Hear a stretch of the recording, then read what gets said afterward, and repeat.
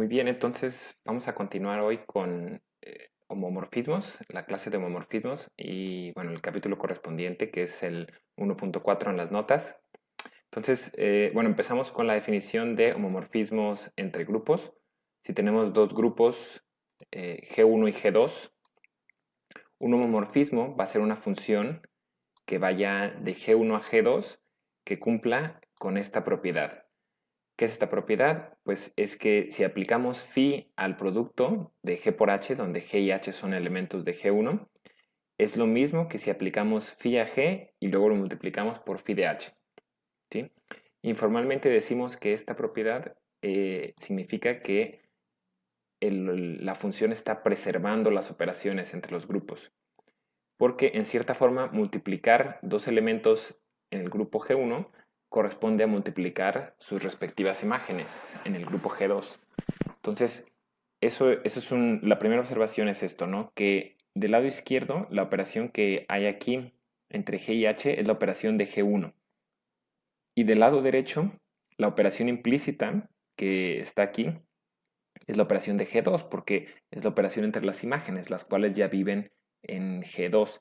Entonces, implícitamente aquí hay dos operaciones involucradas, la operación de G1 aquí adentro y la operación de G2. Porque G1 y G2 pueden ser grupos completamente distintos, ¿no?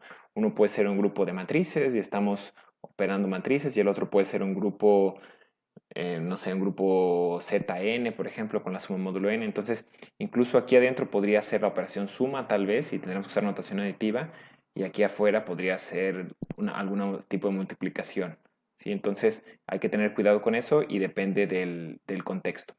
Entonces, esta es la observación 1.97, básicamente. Entonces, vamos viendo algunos ejemplos. Consideramos una función que va de z en z, en este caso el grupo es G1 y G2, los dos son z, los enteros con la suma. ¿Y cómo definimos esta función? Pues a cada número entero lo multiplicamos por 2. Entonces phi de x es igual a 2x para toda x en z. Entonces hay que verificar que es un homomorfismo. ¿Cómo lo verificamos? Pues hay que checar que cumple la propiedad de la definición. Si aplicamos phi a una suma de enteros, x y y van a ser enteros, pues aplicamos lo que significa hacer phi, que phi dice pues multiplícalos por 2, lo multiplicamos por 2, y aquí usamos la propiedad distributiva de los enteros con respecto a la multiplicación que ya conocemos. Entonces esto es 2x, aquí debería decir 2y, una disculpa, 2x, 2y, y esto corresponde a phi de x más phi de y. ¿Sí? Y entonces se cumple la propiedad de homomorfismos. Bien, entonces consideremos ahora a los números reales R estrella, que son, ya sabemos, los números reales menos el 0 con la multiplicación de números reales. Y vamos definiendo una función de R estrella en R estrella de esta forma, igual que con los enteros. Phi de x igual a 2x. En este caso, esta función no es un homomorfismo. ¿Por qué? Porque vamos viendo que la propiedad de homomorfismo no se cumple. Si aplicamos phi a un producto, en este caso fíjense que la operación del grupo es producto, ¿no? Es pues multiplicar 2 por xy. Y si aplicamos phi de x y phi de y, pues aquí estaríamos multiplicando por 2, esto sería 2x, esto de aquí sería 2y, y pues como resultado tenemos 4xy, lo cual pues no siempre es igual que 2xy, ¿no? En general son cantidades diferentes, entonces no se cumple la propiedad de homomorfismos. Vamos viendo otro ejemplo interesante. Ahora el grupo que tenemos en el dominio va a ser GLNR, que les recuerdo este es el grupo de matrices de n por n con entradas en R, pero matrices invertibles. ¿Sí? Y en el codominio tenemos a R estrella. Entonces, ¿cómo vamos a definir phi de una matriz? En este caso el dominio son matrices, es el grupo de matrices. Pues phi de A va a ser el determinante de A. Entonces, fíjense, esta función efectivamente va de donde decimos, ¿no? Porque de entrada, como input, tenemos una matriz y lo que nos devuelve es un número, ¿sí? Un número real. Y un número real menos el cero. ¿Por qué? Porque sabemos que una matriz invertible tiene determinante distinto de cero. Entonces, efectivamente, el determinante vive en el codominio. Y además, una propiedad conocida de determinantes es esto que aparece aquí, ¿no? Si nosotros aplicamos phi de A por B, pues sería determinante de A por B, y nosotros sabemos que el determinante de un producto es el producto de los determinantes. De álgebra lineal sabemos esto. Entonces, esto es determinante de A por determinante de B, lo cual es phi de A por phi de B. Entonces, en cierta manera, este ejemplo lo que nos dice es que la función determinante es un homomorfismo, ¿sí?, de estos grupos, el grupo general lineal a los reales menos el 0 con la multiplicación. ¿Ok? Y vamos viendo otro ejemplo. Este es un ejemplo general que aplica para muchos grupos. Tenemos cualquier grupo arbitrario y un subgrupo normal n. ¿Sí? Que recuerden de la clase pasada lo que significa ser subgrupo normal. En particular, con un subgrupo normal podemos formar el grupo cociente, G entre n, que recuerden que es el grupo formado por las clases laterales con la multiplicación de clases laterales. Y vamos a definir una función que vaya de G al grupo cociente de la siguiente forma. A cada elemento de G simplemente le asignamos su respectiva clase lateral, Gn. ¿Sí? Y vamos viendo que esto es un homomorfismo, simplemente por cómo está definida la operación de multiplicación en clases laterales. Si tomamos phi de G por H, pues esto sería la clase lateral GHN. Y por la definición de multiplicación de clases laterales, esto es lo mismo que Gn por Hn. Sí, porque acuérdense, estas clases laterales se multiplican simplemente multiplicando su representante. Y esto es lo mismo que phi de G, phi de H. Entonces, esto pues verifica que se cumple la propiedad de homomorfismos y entonces esto es un homomorfismo al final de cuentas, ¿no? De hecho, es un homomorfismo bastante conocido, se conoce como el homomorfismo natural de un grupo a su grupo cociente, G entre n.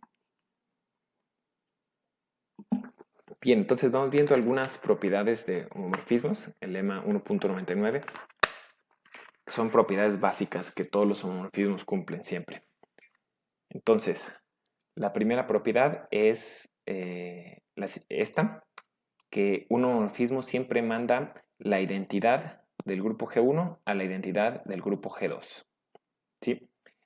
Siguiente propiedad es que también, por así decirlo, preserva inversos. ¿Sí?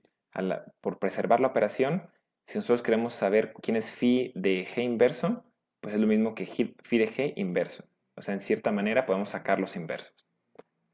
Otra propiedad es que también preserva potencias. Podemos sacar las potencias. Tenemos phi de una potencia, phi de G a la K, pues es lo mismo que phi de G y luego todo a la K. Y finalmente, si en el grupo G1 tenemos un elemento G de orden finito, entonces se cumple esta propiedad de aquí. Aquí necesitamos que G tenga orden finito. ¿Qué significa? Pues que el orden de la imagen de G va a dividir al orden de G. En otras palabras, el orden de phi de G como elemento, esto es un elemento en el grupo G2, el orden de phi de G divide al orden de G. Bien, entonces vamos viendo la demostración de estas propiedades. La primera propiedad pues nos dice, sabemos que esto es algo que se cumple en cualquier grupo, ¿no? En el grupo G1 en particular, si multiplicamos la identidad por la identidad, pues nos da la identidad, ¿no? Entonces a la hora de aplicar phi, pues debemos obtener esto, ¿no? Phi de E1 debe ser E1. Y aplicamos la propiedad del homomorfismo aquí, que nos dice que esto se puede separar. Entonces de este lado obtenemos phi de E1 por phi de E1 igual a phi de E1. Y ahora pues simplemente podemos cancelar, ¿no? Cancelamos phi de E1 con phi de E1 del otro lado de la igualdad. Y del otro lado de la igualdad tenemos aquí pues invisible un E2. ¿Por qué? Porque todos los elementos phi de E1 ya viven en E2, en el grupo G2, perdón. Estos elementos ya viven en el grupo G2, entonces lo que aparece aquí es la identidad del grupo G2, que es donde está esta igualdad. Entonces obtenemos que phi de E1 va a ser precisamente E de E2, la identidad del grupo G2. Bien, siguiente propiedad. Entonces vamos a aplicar de nuevo propiedades de la propiedad del homomorfismo. Sabemos que phi de E1 pues es lo mismo phi de GG inverso, porque sustituyendo, ¿no? E1 es lo mismo que G por G inverso, y aquí usamos la propiedad del homomorfismo. esto lo podemos separar como phi de g por phi de g inverso, ¿sí? Por el punto anterior sabemos que phi de E1 es E2. Entonces aquí obtenemos que E2 es igual a phi de g por phi de g inverso. Y esto pues ya directamente despejando, pues obtenemos esto, ¿no? Vemos que ¿quién es el inverso de phi de g? Pues este elemento, porque al multiplicar este elemento por phi de g nos da la identidad. Entonces el inverso de phi de g pues es phi de g a la menos 1, ¿sí? Phi de g inverso, que es precisamente lo que obtenemos. La siguiente propiedad, que es la de potencias, si recuerdan, esta pues se deja como ejercicio. Pues básicamente la forma de hacerlo es con inducción. Entonces ustedes pueden tratar de hacerlo, no viene, independientemente si aparezca o no en la tarea, esto pues ustedes pueden pensar en cómo lo harían. Ustedes saben que se cumple esta propiedad para homomorfismos. Entonces si aquí pusiéramos g, pues ya se está cumpliendo para g cuadrada, ¿no? Si g y h son igual a g, ambos, pues aquí tenemos g cuadrada igual a phi de g al cuadrado. Sacamos el cuadrado. Entonces eso es como una base para la inducción. Eso les puede servir para demostrarlo primero para todas las potencias positivas. La potencia 0 sería de hecho el caso 1, g a la 0 porque es la identidad. Y las potencias negativas pues también podrían demostrarlo de manera equivalente. Habría que separarlo en esos tres casos, ¿no? Potencias positivas, potencias 0 y potencias negativas, pero por inducción y con las propiedades que ya demostramos pueden hacerlo fácilmente. Entonces vamos viendo la última propiedad. La última propiedad, vamos suponiendo que tenemos G, un elemento de orden finito, entonces vamos suponiendo que su orden es n. Entonces nosotros sabemos que, pues esto, ¿no? Si vamos elevando phi de g a la n, ¿sí? Entonces phi de g a la n, que por el punto anterior sabemos que la potencia la podemos poner adentro del paréntesis, entonces es phi de g n dentro del paréntesis, pero como n es el orden de g, pues esto adentro del paréntesis nos da la identidad, ¿sí? Porque por su posición el orden de g es n, entonces aquí adentro nos da la identidad y por el punto 1, pues phi de e1 es e2. ¿Ok? Entonces miren lo que estamos obteniendo. Estamos obteniendo que phi de g a la n, elevar este elemento a la n, nos da la identidad. Entonces tenemos un lema en el primer capítulo, el lema 1.24, revísenlo, que precisamente solo nos dice que si un elemento elevado a una potencia nos da la identidad, no podemos concluir que el orden de este elemento de aquí sea n, pero sí podemos concluir que el orden de ese elemento divide a n, ¿sí? Entonces los invito a que revisen el lema 1.24. Básicamente eso es lo que nos dice. Nos dice si en un grupo tenemos que a a la n es la identidad, donde a es algún elemento del grupo, entonces el orden de a divide a n. Eso es tal cual lo que dice. Entonces este lema pues hay que tenerlo en cuenta porque pues lo vamos a estar usando bastante. Bien, entonces seguimos. Vamos a definir dos nociones importantes relacionadas con homomorfismos de grupos. La primera es el concepto de la imagen. ¿Sí? Tenemos un homomorfismo phi que va de G1 a G2, como siempre, y tenemos H, un subconjunto de G1. Entonces H es un subconjunto del dominio. Entonces, ¿quién va a ser la imagen de ese subconjunto? Pues la denotamos de esta manera. Ponemos phi de H mayúscula, pues es aplicarle phi a todas las H minúsculas, donde H minúscula está en H mayúscula. ¿Sí? Entonces, la notación es muy intuitiva, ¿no? Phi de H mayúscula, ¿qué significa? Pues implica aplicarle phi a todos los elementos de H. Y esto se conoce como la imagen de H bajo phi. Entonces, en particular, si hablamos de la imagen de phi a secas, sin ponerle de H bajo phi, la imagen de phi a secas la podemos denotar así a veces, nada más imagen de phi, y significa pues la imagen de todo el dominio. ¿Sí? Entonces cuando hablamos simplemente de la imagen de la función, es la imagen de todo el dominio. Si hablamos de la imagen de un subconjunto, pues es restringirnos a ese subconjunto. Y una cosa que sabemos, pues ya desde que estudiamos conjuntos y números, es que la función phi va a ser sobreyectiva si solo si la imagen es igual a todo el codominio. ¿Sí? Podemos tomarlo de hecho pues como definición de sobreyectividad. ¿Sí? Una función es sobreyectiva si solo si la imagen de la función es igual al codominio. Bueno, por otro lado podemos definir también un concepto que es la preimagen. Entonces ahora vamos a partir de un subconjunto del codominio. Entonces aquí tenemos K, subconjunto de G2. Recuerden que G2 es el codominio. Y lo que se conoce como la preimagen de este subconjunto K, la preimagen de K, vamos a anotarla de esta manera. Vamos a poner phi a la menos 1K y por definición van a ser todos los elementos del dominio, todos los elementos de G1, tal que al aplicarles phi caemos en K. ¿Sí? Todos los elementos que estén acá en G1, tal que al venirnos para acá, aplicándole phi, vamos a caer en K. Eso es lo que se conoce como la preimagen de K bajo phi. ¿Ok?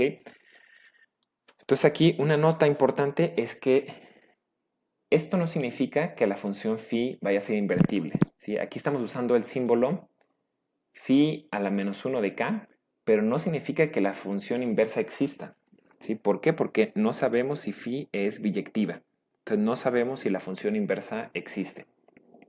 Simplemente estamos usando este símbolo, tienen que leerlo ustedes con un símbolo completo, ¿sí? Phi a la menos 1 de K.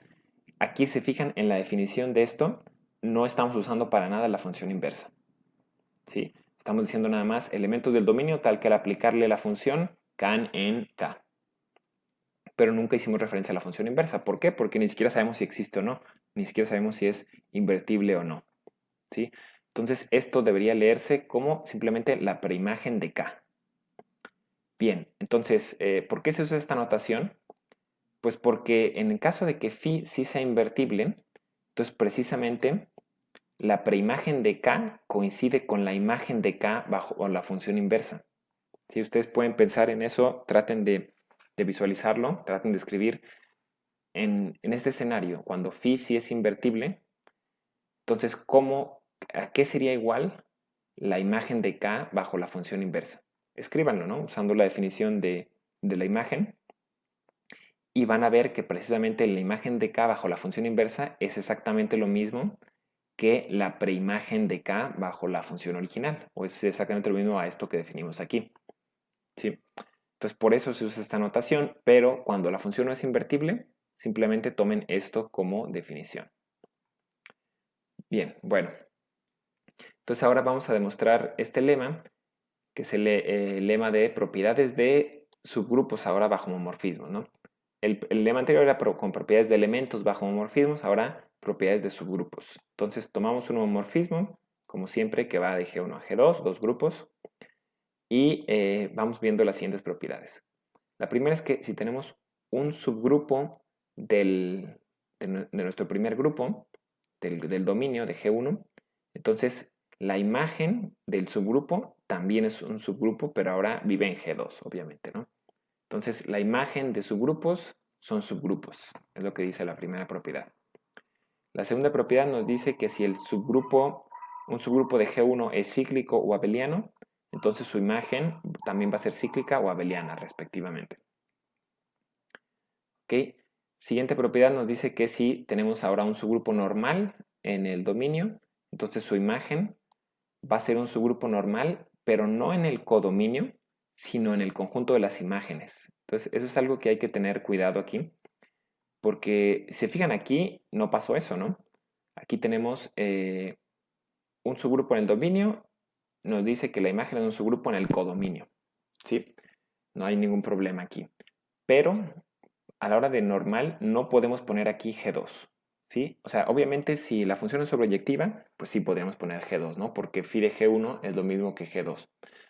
Pero si la función no es sobreyectiva, aquí el phi de h va a ser normal en el conjunto de las imágenes, o sea, o en la imagen de la función, en el conjunto imagen de la función, no en el codominio. Sí que hay una diferencia entre la imagen, el conjunto imagen de la función y el codominio, en caso de que no sea sobreyectiva. Entonces van a ver en la demostración por qué no es posible poner aquí G2, porque no es posible demostrar que phi de h es normal en todo el codominio. Entonces eso es algo interesante porque, de hecho, si lo piensan, la propiedad de ser subgrupo, pues en cierta manera no depende del grupo grandote, ¿no? O sea, phi de h, pues es su grupo en G2 y puede ser su grupo también en phi de G1, es decir, puede ser un subgrupo en cualquiera de los dos porque la propiedad de ser subgrupo pues depende nada más de phi de h. ¿Qué significa? Pues que es un grupo en sí mismo. Entonces, pues de hecho va a ser un subgrupo en donde lo pongas, ¿no? Si está contenido en algo, si está contenido en otra cosa, pues es un subgrupo de los dos porque intrínsecamente él es un subgrupo en sí mismo, es un grupo en sí mismo, ¿sí?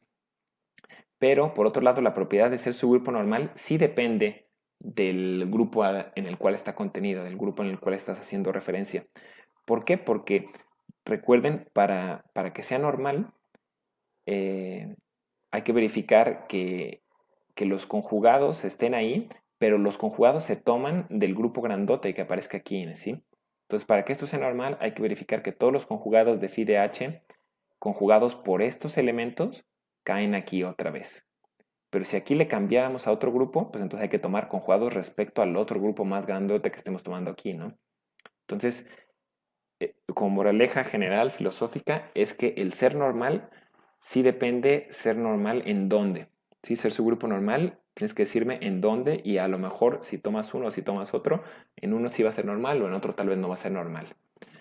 Pero ser su grupo a secas, no importa, en donde lo pongas, siempre va a ser su grupo.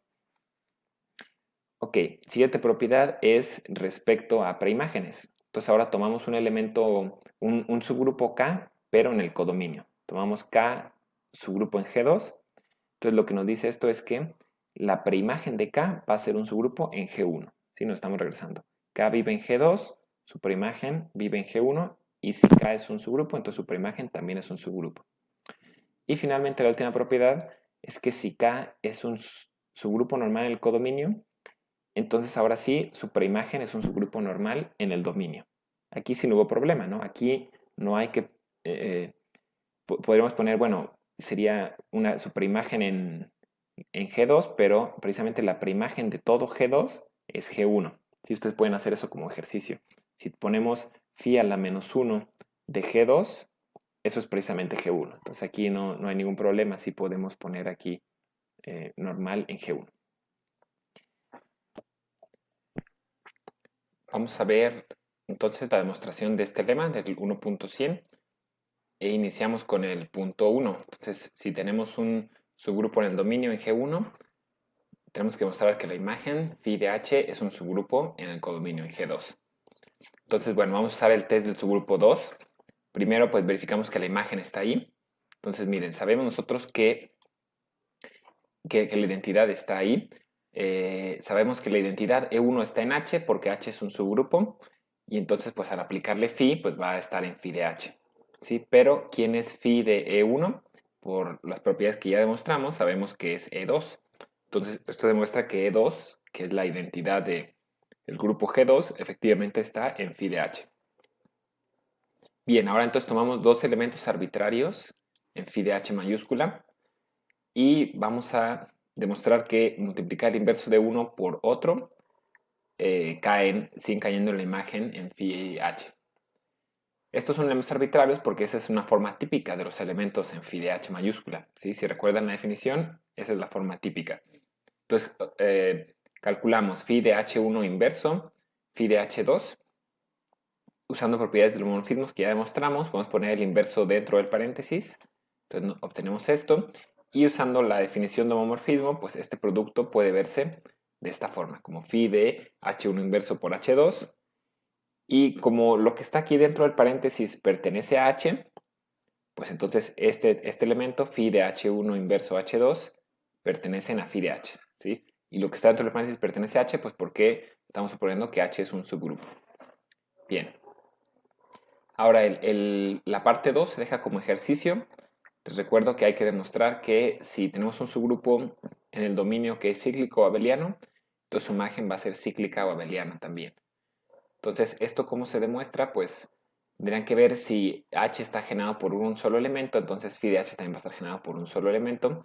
Y si H cumple la propiedad conmutativa, es abeliano, entonces pues phi de H también es abeliano. Entonces, es una demostración sencilla. Entonces vamos ahora con el punto 3. Tenemos H un subgrupo normal del dominio, hay que demostrar que phi de H es un subgrupo normal en las imágenes. Entonces vamos a tomar conjugados. Tomamos un elemento arbitrario en el conjunto de las imágenes que se ve de esta manera, phi de G, en phi de G1. Y tomamos un elemento arbitrario en phi de H, que es phi de H minúscula. Y calculamos el conjugado. Entonces, este es el conjugado y usando propiedades de homomorfismos, pues primero podemos poner el inverso dentro del paréntesis y luego aplicar la definición de homomorfismo para juntar todo aquí adentro. Y esta parte dentro del paréntesis pertenece a H. ¿Por qué pertenece a H? Pues porque por hipótesis suponemos que H es normal. Entonces este es el conjugado de un elemento en H, el cual va a estar en H por normalidad. Entonces phi de GH inverso pertenece a phi de H. Y esto demuestra que phi de H mayúscula es normal en phi de G1. Entonces aquí en esta demostración podemos ver por qué tenemos que usar phi de G1 y no podemos usar a todo el codominio. ¿Por qué no podemos usar a G2? Porque a la hora de tomar aquí un elemento arbitrario, si fuera elemento de G2, no tendría necesariamente esta forma. Si fuera un elemento arbitrario de G2, no necesariamente tiene la forma phi de G. Entonces no podríamos usar aquí propiedades de homomorfismos para demostrar que el conjugado pertenece, ¿sí? Es decir, si tomamos un elemento arbitrario de G2, pues tendría la forma, pues, no sé, A un elemento arbitrario de G2, pero ya ese elemento A no lo podemos ver como phi de algo y no podemos usar propiedades de homomorfismos. Entonces, por eso fue necesario usar phi de G1. Bien, siguiente punto es sobre la preimagen. Entonces tomamos un subgrupo en G2, en el codominio G2, y hay que demostrar que la preimagen de K, de ese subgrupo, es también un subgrupo, pero ahora en G1. Entonces les recuerdo la definición de preimagen, que es muy importante que la entiendan, ¿no? La preimagen de K son todos los elementos en G1, tal que al aplicarles phi, caemos en K. Entonces, miren, vamos a aplicar el test del subgrupo. Queremos demostrar que la identidad E1 pertenece a la preimagen. ¿Por qué la identidad de E1? Pues porque la preimagen vive en G1, ¿sí? Entonces es la identidad del grupo G1. Entonces, ¿cómo lo demostramos? Pues para que este elemento pertenezca a la preimagen, necesitamos que a la hora de aplicarle phi caigamos en K. Y efectivamente, si le aplicamos phi de E1, nosotros sabemos que obtenemos E2, y E2 es un elemento de K, pues porque K es un subgrupo. Entonces contiene la identidad. Entonces, efectivamente, esto se cumple. Ahora tomamos dos elementos arbitrarios en la preimagen. ¿Qué cumplen estos dos elementos arbitrarios? Pues por definición cumplen esto que está aquí escrito. Cumplen que tanto phi de A como phi de B son elementos de K. Y ahora trabajamos un poco con ellos. Miren, observamos esto. Si calculamos phi de A inverso por B, esto lo podemos separar de esta manera. Phi de A inverso, phi de B. Y este producto pertenece a K. ¿Por qué pertenece a K? Pues porque miren, aquí estamos diciendo que phi de A pertenece a K. Entonces phi de A inverso también va a pertenecer a K. Y si lo multiplicamos por phi de B, el cual también pertenece a K, pues el resultado va a pertenecer a K, porque K es un subgrupo. Entonces, este producto pertenece a K, lo que significa que este elemento pertenece a K.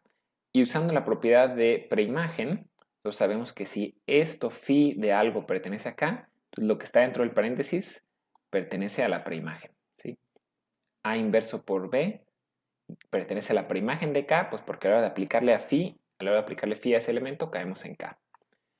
Y esto es el test del subgrupo 2, ¿no? Porque tanto A y B son elementos arbitrarios y estamos demostrando que A inverso por B pertenece a la preimagen también.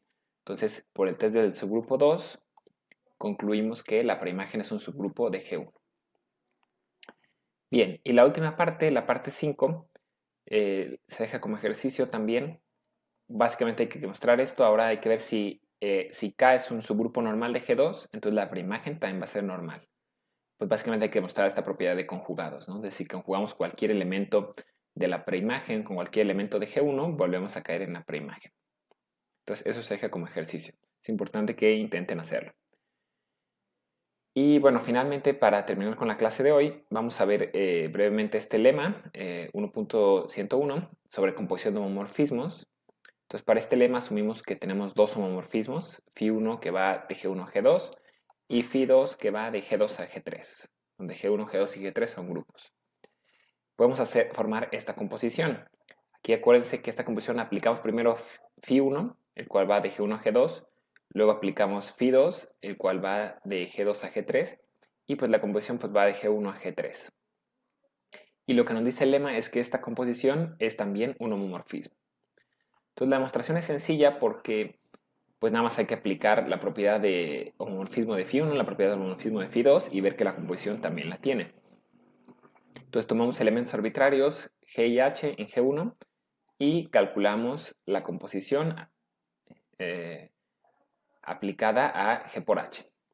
Esto pues significa aplicar primero phi1 y luego aplicar phi2 y poco a poco vamos usando la propiedad de homomorfismo de phi1 primero.